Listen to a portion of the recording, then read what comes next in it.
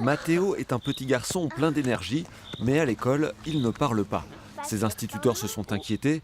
Il a été orienté vers le centre expert autisme avant d'être diagnostiqué et pris en charge par une même équipe de spécialistes.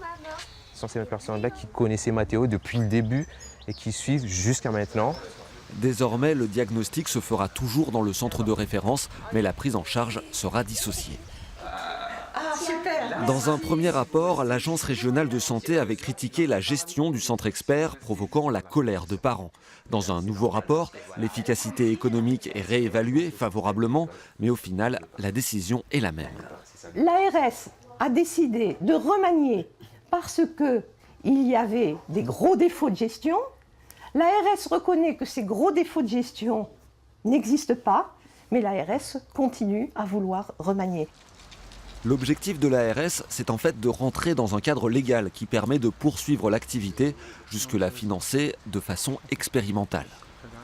Il faut coller au plan autisme, aux orientations du 4e plan autisme, un diagnostic qui est fait par un centre de ressources autisme avec qu'on appelle localement un centre expert pour les plus jeunes enfants. Donc ça, c'est pas du tout remis en cause.